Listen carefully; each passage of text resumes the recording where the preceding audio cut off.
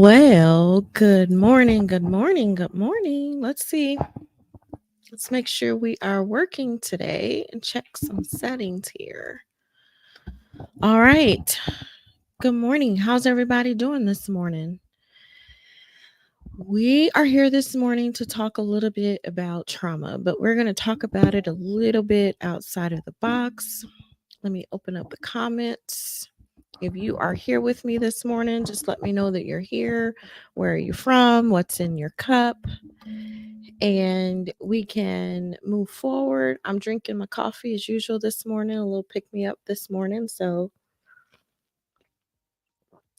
Today is Friday, and it's been a pretty rough week this week. So we are just trying to get to this. So I hope you guys can hear me.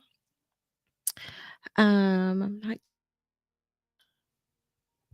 indication that we're having any issues. So let's get started. All right. Okay. Please excuse me. It's a little rough this morning with the voice, so please just bear with me. All right, let's get started. Let me pull some things up here. So, we are going to be talking about trauma today. And we are going to, like I said, have a little different perspective on it. We're going to talk about it in the context that we normally talk about it, but we're also going to put a little bit of a spin on the conversation as well. So let's get some slides going on up here. Okay. So I hope you guys can see me, hear me when you come in. Just let me know where you're coming from so that I can just have a conversation with you. If you're new here, my name is Shawna. I am a counselor as well as a supervisor here in the state of Texas. And I like helping our younger, newer counselors to make sure that they are better equipped to do their craft because there's a lot of things we don't learn in grad school, or there's a lot of things that we kind of have to learn on the fly or kind of just as we're doing things. So we're talking about how we experience trauma today. And trauma, in my eyes, is more than just a diagnosis. It's more than just, a set of symptoms.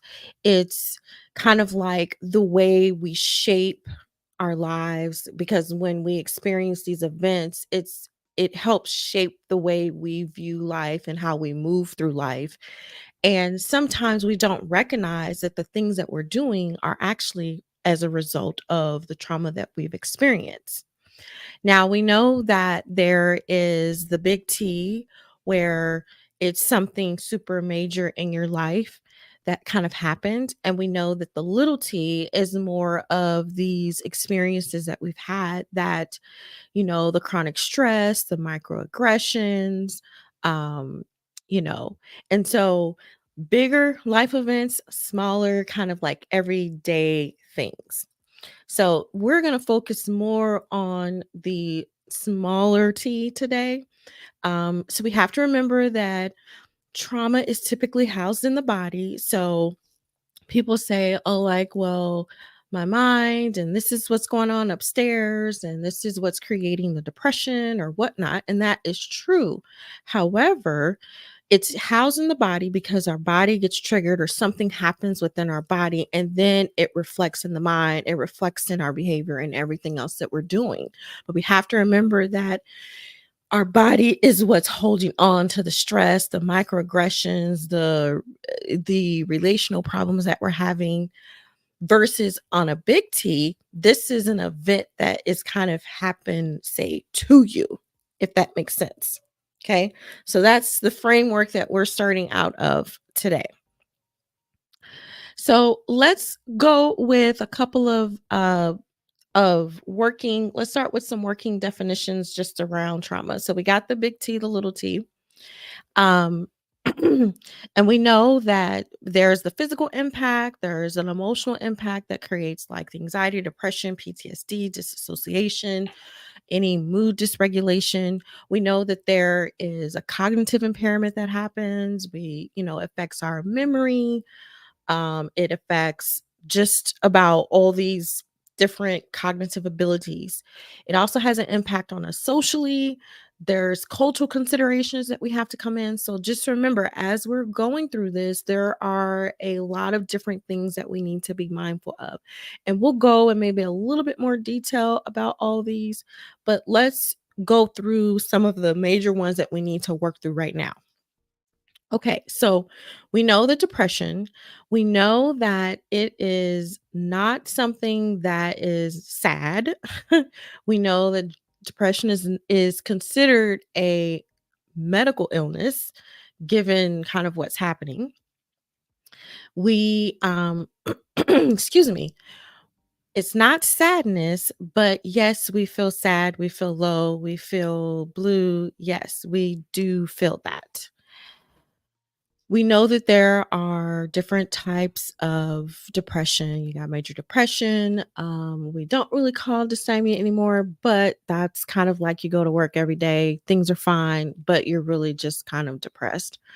And then, so remember that there's different forms of it, it comes in different ways.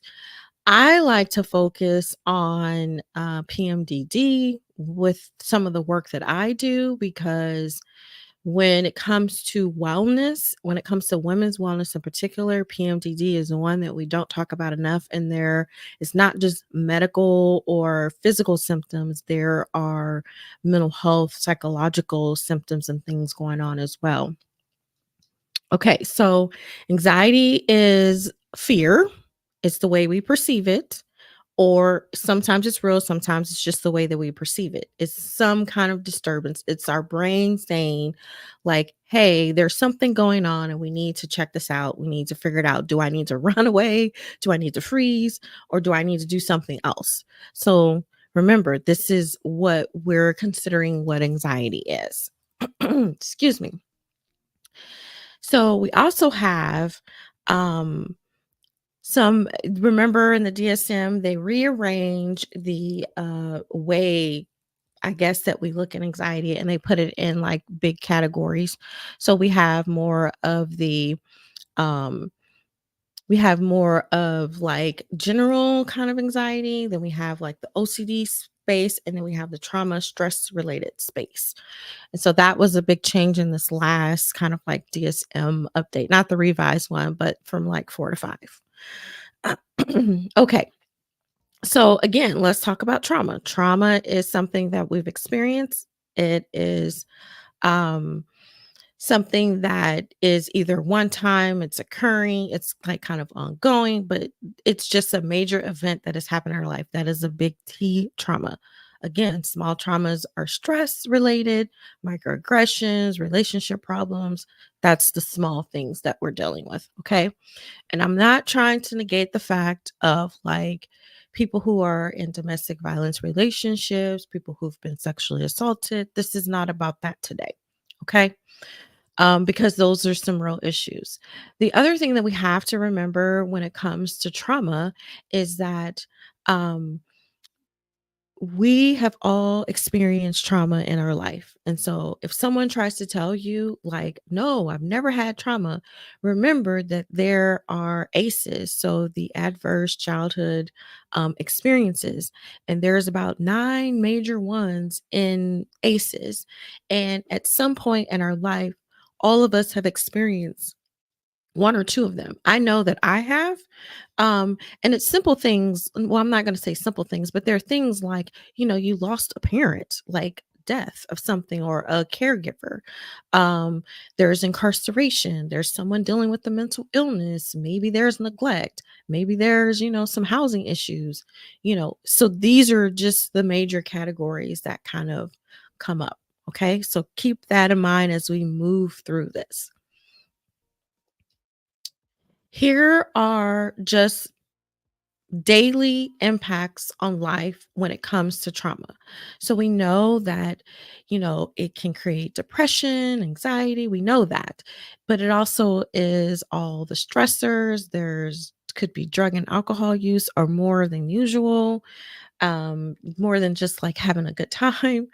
There's exhaustion, there's, you can be angry and irritability. But these are some of the same things that we kind of can experience on a daily life without even experiencing or having trauma or that even being related. So just kind of keep that in mind. This is how we're working through and understanding this process. Okay. So, if you didn't know, some of the risk factors for trauma are, sometimes it could be the gender, right? Sometimes it could be, is it age related? Is it something with like your race, your nationality? Is it, your educational level? Um, is it, again, those childhood experiences? Is it, any type of abuse? So these are things like if you're experiencing some of these, you may have a greater risk of experiencing trauma or kind of in that world. So the other thing that we have to look at is, so if those are some of the risk factors that come up, then how does this pan out personally versus professionally? So, personally, if you yourself have experienced trauma, and again, we all have, right? Remember, we have ACEs. Some of us have had more bigger T traumas. We've all experienced that. But there's also like, are there any personality things that come up? Is there a sense of control? Like, if you don't feel like you're in control of your life and what's going on around you, that may open you up to maybe experiencing different types of trauma. There's also, what is your personal strength and what is your level of like perseverance, resilience? Like, what is your level? If you have a lower level in those areas, like in self care, rest, and health, if you have lower levels, you may look at the fact that you might have some trouble. Okay. When it comes to professionally, there's like the overworkload. There's are you working with other people who've experienced trauma? There's isolation. We all know that sometimes we work by ourselves. Um, and then we know that there's like this adversarial system. So within the system, there's always the negative side of things. So we have to be mindful of how that plays into how we deal with trauma personally and professionally. There's also, do you have any appreciation? Do you have support? Do you have so if you're not getting what you need from work, that may expose you to some level of trauma. Okay. So let's take a quick minute and let's talk about barriers for a second. So when we're working with clients, there could be barriers to progress. So we know that trauma is something that we've experienced, big or little, but sometimes there's just some barriers that no matter what we do, they're not going to help the process. So we need to one, identify the blocks. Like we need to understand like what is preventing the client, ourselves, or whoever from moving forward.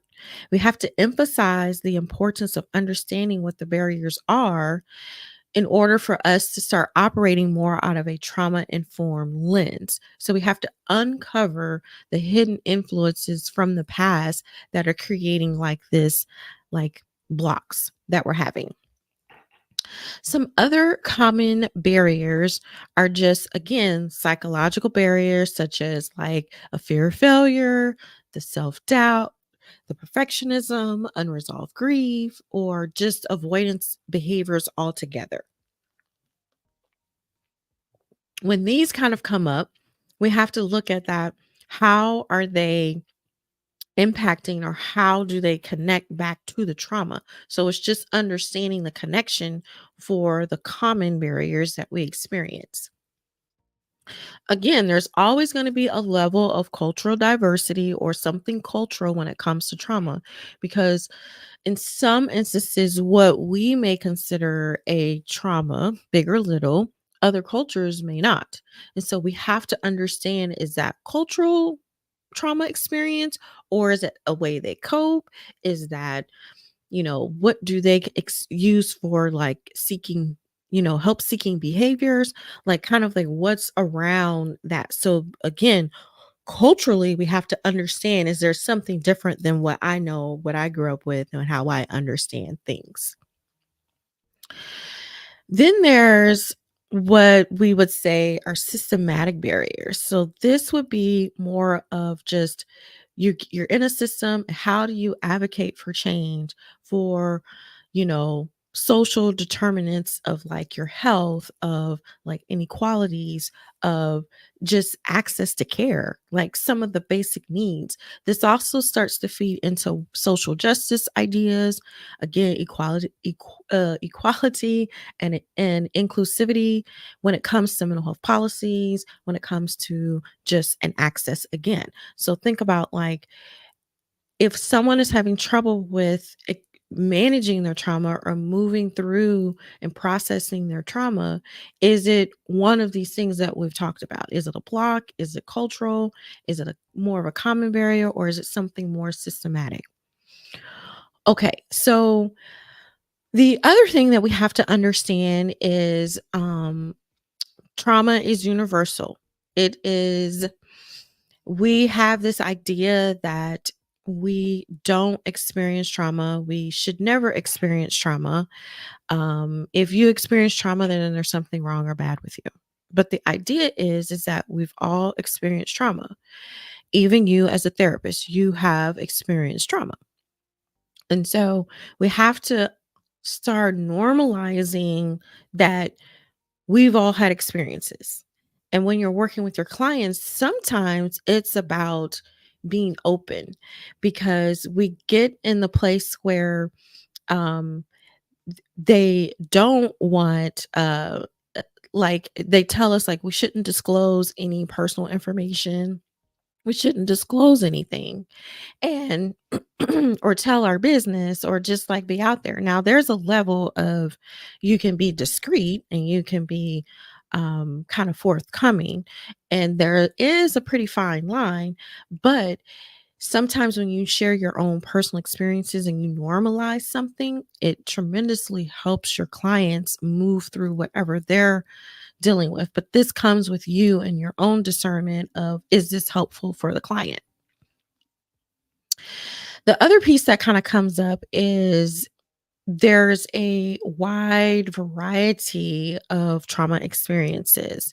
So, for example, we could look at, you know, communities. Is it gender based? Is it race based? Is it, we're going back to, is it stress because, you're a mom of like five and trying to, work, be mom, and do all the things? Like, what is it?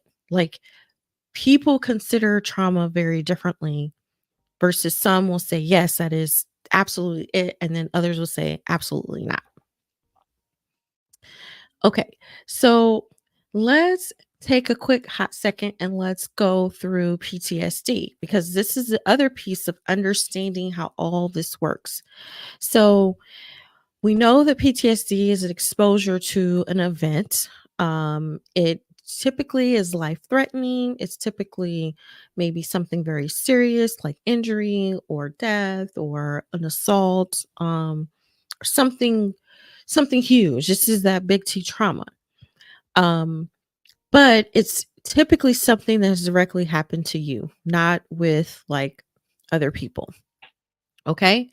Sometimes you can get PTSD from someone else's experience, but that's a little bit different. But we're talking directly from, if you've received a diagnosis, then you have to think about, in the DSM, what does it say? It's something you've experienced for a month or more, some kind of disturbance, and it's causing basically daily functioning issues. That's the easy way of putting it. So here are some myths about PTSD. Like, again, that it's complex, like only certain people get it. It only affects veterans. Um, there's just so many things that come around PTSD, but we have to actually understand that only 20% of people who've experienced now, if 20% of people who've experienced actually get PTSD. So let me rephrase that. So 70 to 80% of the world, remember, we've all experienced trauma, has experienced trauma, 70, 80% of that, only 20% of that 70 or 80% actually get PTSD or are formally diagnosed with PTSD. Maybe we'll say it that way. And so it's they say it's more common among women than it is men, but I don't know about that. You have to think about like this is something where yes, we've all experienced something, but no, it does not always result in what most people think. Here's just a quick chart of like what were some of the most common reported types of traumas that resulted in PTSD. So, kind of a wide range. But I think top of the list were, you see rape, physical assault, and other types of sexual assault. So those are the bigger areas. And then some of the teeny tiny ones is a natural disaster. Because I think in theory, we understand that this is something that is beyond our control, right? And, if you are prepared as a person for something to come, you're usually giving warning. Some people may not be affected as much by others. Okay. So here are some other just kind of stats that are kind of out there when it comes to PTSD. Just kind of another kind of perspective on how to look at that. So, why do we think that sometimes if a person has experienced trauma, they've been diagnosed with PTSD, that they are resistant to getting help? Well, a lot of times it has a lot to do with sometimes they blame themselves, sometimes they feel like this is their fault. They feel like they're not going to get the support that they need. People may not believe like they've even experienced anything. But again, if we're operating from a trauma informed lens, everyone has experienced some form of trauma. And so there should be no excuse why people who have experienced more serious traumas or more big T traumas should be afraid to get help. Okay.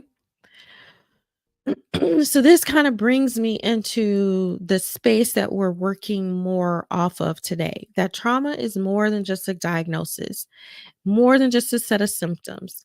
It is the pervasive force that can shape how we live our daily lives. It tells us what we can and can't do is what is unconsciously doing, if we recognize it or not.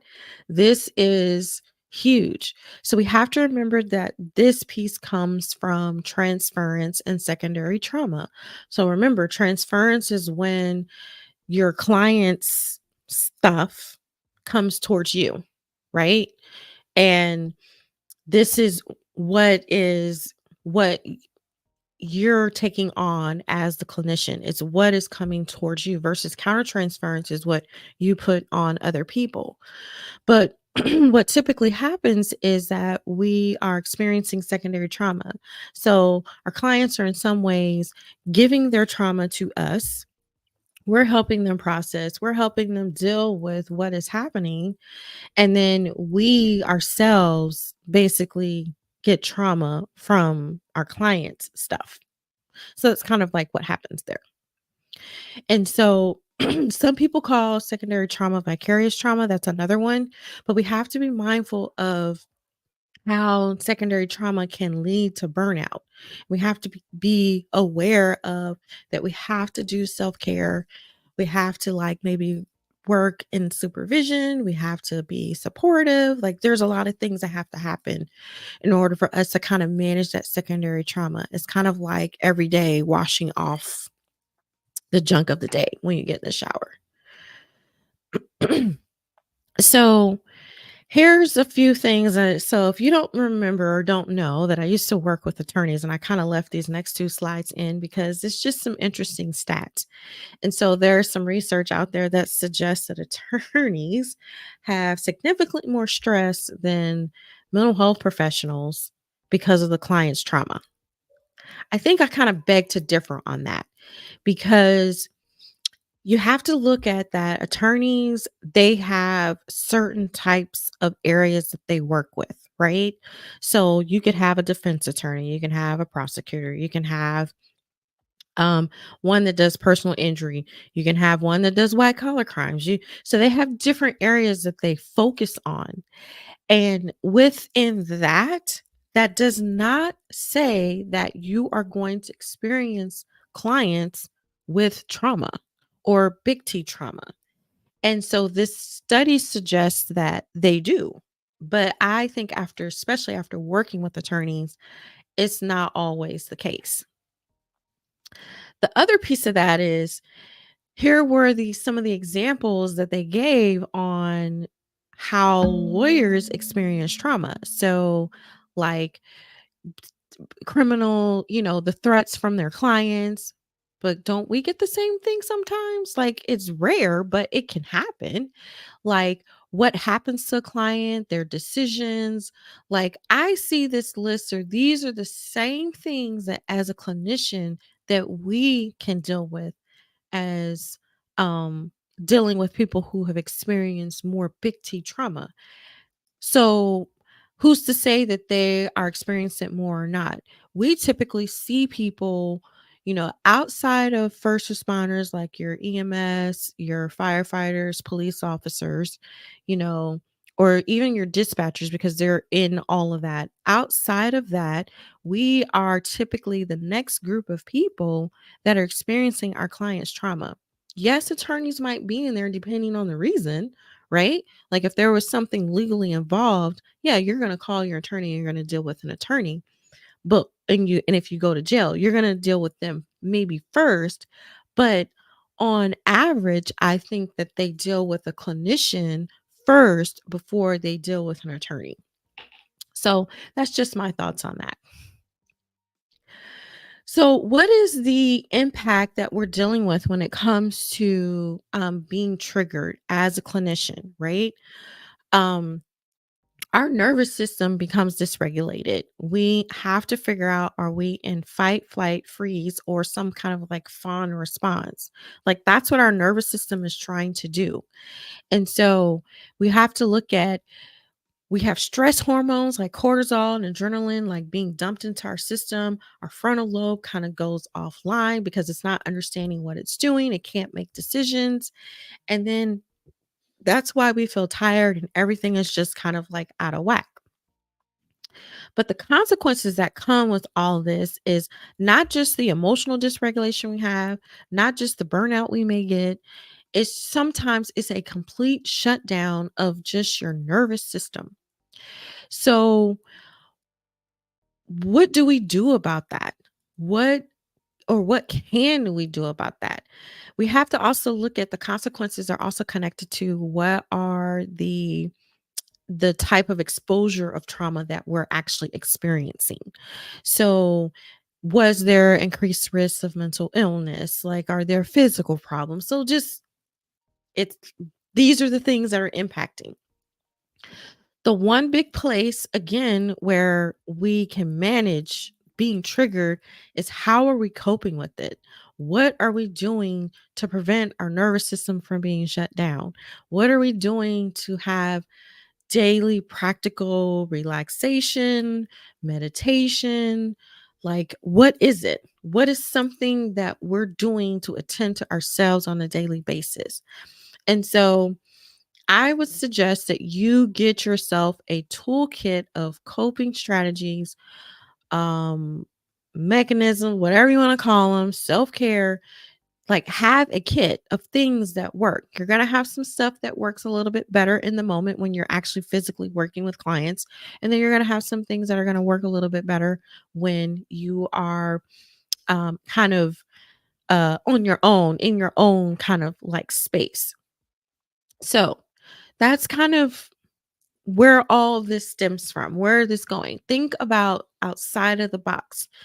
As we transition to what is a more trauma informed framework, these are the same principles that you would apply to either yourself as well as the clients that you're working with. And so let's talk about that for a quick second. So, the first thing we have to look at here are, you want to look at how are people experiencing trauma. You want to, just because there was a traumatic event doesn't mean that you just don't talk about it, right? People are going to have feelings about it. You don't want to judge. These are like just some of the basic principles. Like, just be kind. Like, just start there. If you don't know what to say, then just don't say anything and just be kind. Okay. So, some of the principles, though, that are specifically kind of put out there when you look at some of the more trauma informed literature and research, here are some of the basic things that we should be doing. So we should be providing some type of physical safety. So look at how is your office environment creating physical safety. We do not want to re-traumatize our clients. How are we creating emotional safety? So trust, validation, like what's happening? There's also a level of cultural safety that we have to do. So we can honor the backgrounds, we can honor beliefs, we need to honor the identities that kind of come culturally. How are we creating safety in all spaces? Then there's trustworthiness and transparency. So just building trust, honesty, consistent, be transparent with what you're doing, how you're doing it, and then just make choices based upon how your client is actively participating in treatment. So, like, if they're not ready to do something, then don't do it. Just kind of ease your way into it. Now, EMDR is not the end all be all when it comes to working with trauma. There's other practices like somatic, then there's other practices where it doesn't involve either one, and you're just kind of like helping the client through it. Then there's choice and like collaboration, there's empowerment. So you always want to give them a choice and you always want to work with them and empower them to make decisions along the journey. Because when we're promoting autonomy, there's that self determination that happens, which also helps with decision making and goal setting in the end. So we want to give choice, collaborate, and empower. We want to provide support. So help them create a support network if they don't have one, so they're not feeling isolated, making sure that they have people in their corner that are going to help validate, provide empathy, and just like foster that community. There's also a place of cultural humility. So I'm going to keep bringing up culture because if we are thinking about how people's culture impacts trauma, this is a place where you want to make sure you bring this in, not get caught up with the biases, the stereotypes, or any assumptions. So being mindful of that space. Some key components that come up with working with trauma. So you always want to assess and screen. And so conducting more a comprehensive assessment. This is a little bit more than maybe your intake assessment because you want a little bit more details, but you also want to be mindful of being able to not trigger your client, but you want to identify the history, the symptoms, and what are some of their strengths in particular. Again, maintaining cultural sensitivity as you are doing the assessment. You want to provide safety and stabilization. So, prioritizing safety and stabilization and helping your clients really just regulate their emotions, manage their distress, and develops just some better coping skills. Um, and then there's remember that empowerment piece. This is where kind of like the psychoeducation comes in because now you can teach them things to help them empower themselves, make different choices, um, maybe kind of set things up a little bit differently for themselves so that they can understand where have they been and where are they trying to go. As you're processing the trauma itself, remember we can do EMDR, CBT, there's somatic, like the list kind of goes on. There's so many types of ways. Art therapy, some kind of expressive therapy, narrative therapy. These are just a few just to kind of throw out there. But there's different ways of being able to process that, and you have to find out what is the way, how do you do it versus what are other people telling you how you should do it. So I tend to stick to CBT when I'm working with kind of like those areas. I don't necessarily work with people who are have had sexual assaults and had more big T traumas. More of the people that I focus on or clients that I've worked with in the past are more of the little T trauma people. And this is some everyday stuff. And so when I stick to solution focus in CBT, then we're able to create a framework and collaborate and come up with ways for them to kind of like manage themselves a little bit better than they were before. So then there's relational healing. So when we are working through this trauma informed lens, we need to make sure we're building trust in our therapeutic relationship. We need to have empathy, validation, be non judgmental, and kind of like acceptance to repair like any of the wounds that are kind of happening and just foster the emotional connection that we can have with the client. I mean, sometimes it's not about telling someone what they need to do or what they need to hear or any of that. Sometimes it's just like just being in the space, kind of in the thick of things with them. The next space would be kind of like self-care and empowerment again. Again, we're going to foster for activities that they can do to kind of manage themselves. Um, Coping skills, boundary settings is probably going to be a huge one, because boundaries are for you personally, yourself. So, like for your client, not for other people around you. It's for you to hold your own boundary. Then the big thing is that what we want to manage is preventing re-traumatization. So we don't want to re-traumatize our clients at all. Like we don't want them to relive it. We don't want them to go through it again. And so this is why we have to create like the safety aspect, because your clients may be willing to go there with you if there's the safety, and it won't happen all over again, but they may be able to talk about certain aspects of it without getting hurt all over again. So I wanted to throw this in here, for all my people working with kiddos. And so helping kiddos that are exposed to trauma. Now, again, adverse childhood experiences. We've all had them. Um, so if you didn't know, the Department of Education uses a model called LPC, model and teach. I'm not really sure what the LPC means. Um, but well, maybe I do kind of understand. Maybe it's the acronym, it's just an acronym. Maybe that's a better way to explain it. But it's for listen, protect, and connect. So that's kind of what that means. How much they're using it in the school system, not really sure, but it was something that I found and how a way that you can work with children. So the first space is going to be love and nurture the child. So just expressing, how you may care for them or the empathy that you have for a child. Now, it's maybe a little difficult. This may be more for a parent's understanding of how to work with a child, but um as a clinician, there is a level that you can kind of provide, again, for that feeling safety. There's like a really long list here. And if you guys want the list, if you want the details, um, this is something that I can definitely provide for you, because it's about listening, it's about hearing them out, it's about reassuring. Um, them, and it's just these are the things that we kind of want to do.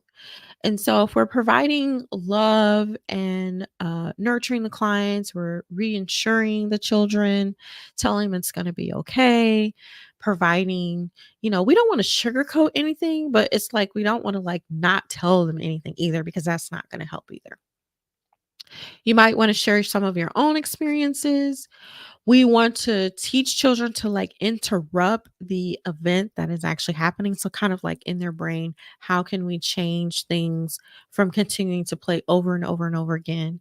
Limiting their exposure to the event, um, and just try to help them maintain as much as a positive role model or be a positive role model. Try to maintain as much as possible, like the routines that you guys have in place. So these are the things that we're looking at. We're going to teach coping skills.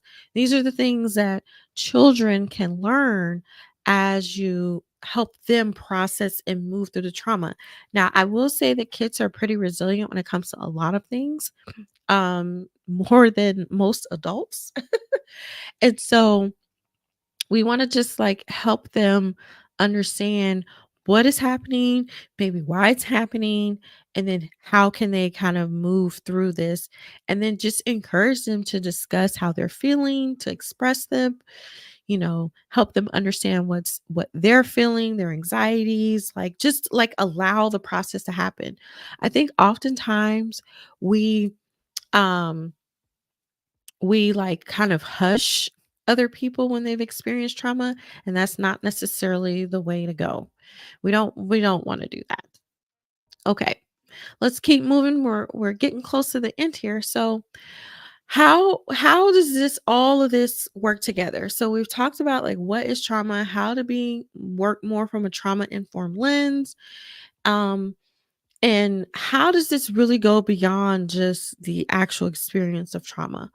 And so I'm going to just emphasize that being trauma informed is just understanding that you yourself as a therapist also have to take care of yourself because you've experienced trauma as well. It's about discussing your own self awareness, your own self compassion, you know, where's your own mental health? How is that affecting personal boundaries, professional boundaries? And then what are your personal experiences and stories and things that you could use to help other people? That is more of what being trauma informed is. It's not just how you deal with the client, but it's also the piece of how you deal with yourself. Another piece that comes here is self reflection.